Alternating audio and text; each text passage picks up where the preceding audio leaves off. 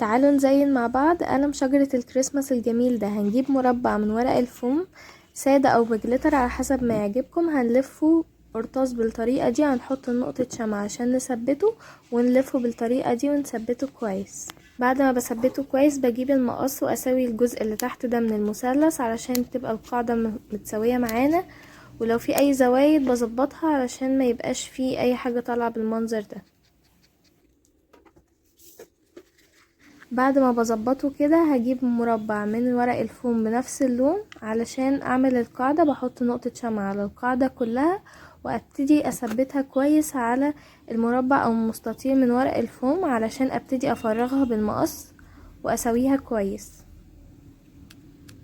يعتبر كده مجسم الشجرة خلص معانا. هنبتدي بقى نعمل فروع الشجرة. هحتاج شريط طويل من اللون الاخضر ورق الفوم، وابتدي اعمل مثلثات بالطريقة دي في الشريط كله. هحتاج من الشريط ده حوالي 2 أو 3 على حسب حجم الشجرة اللي انتوا عاوزينه، وابتدي اعمل بقى المثلثات دي في كل الشرايط.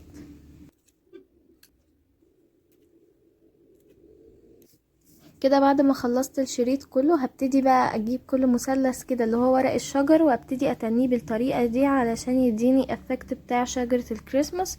وبعد كده هجيب بقى المجسم واحط عليه شمع بالطريقة دي وابتدي اثبت عليه السطر كله.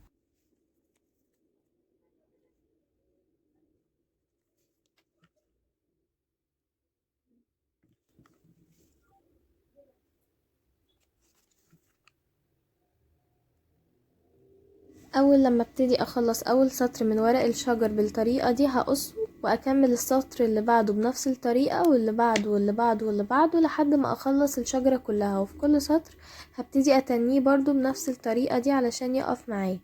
وكل سطر بخلص عنده ببدأ من عنده برضو علشان يبقى التقفيل معانا مظبوط وما يبقاش فيه اي خلل.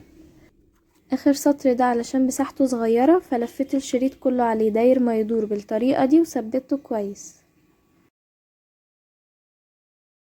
كده مجسم الشجرة خلص معانا، وهبتدي بقى اتني ورق الشجر بالطريقة دي علشان لو اتفرد ولا حاجة واحنا بنلزقه.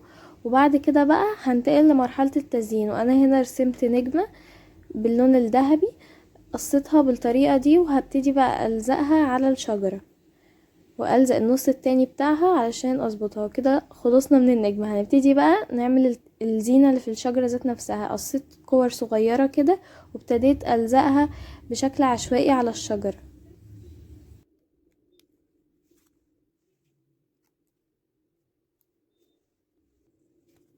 هحتاج مستطيل من الفوم باللون البني وقلم رصاص، وهبتدي الف المستطيل على القلم بالطريقة دي واحط شمعة عليها واثبتها على الفوم عشان مش عايزة اثبتها على القلم. بعد ما خلصتها بقى كده هثبتها على الشجرة. هحط شمع واثبتها في قاعدة الشجرة بالطريقة دي. كده شجرة الكريسماس خلصت معانا، بقى شكلها جميل جدا. بس كان معايا القلم ده لونه مش مناسب، فكان عندي الواشي تيب ده عليه شجرة الكريسماس فحسيته هيبقى لايق. غلفت بيه القلم علشان احط عليه شجرة الكريسماس.